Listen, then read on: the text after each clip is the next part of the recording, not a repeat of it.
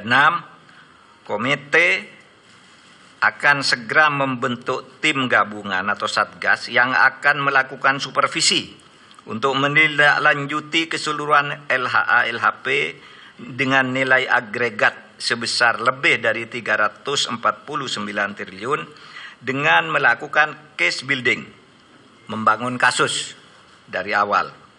Tim gabungan atau satgas akan melibatkan PPATK, Ditjen Pajak, Ditjen Bea dan Cukai, Bareskrim Polri, Pitsus Kejaksaan Agung, Bidang Pengawasan OJK, BIN, dan Kemenko Polhukam.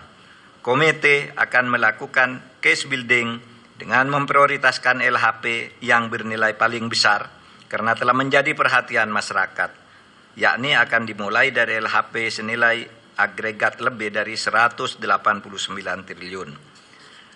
Terakhir, komite dan tim gabungan atau satgas akan bekerja secara profesional, transparan, dan akuntabel.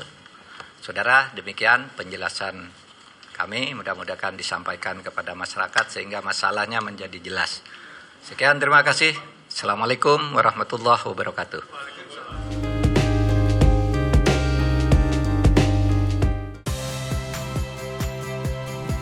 Saya Audrey Chandra, saksikan program-program Kompas TV melalui siaran digital, pay TV, dan media streaming lainnya.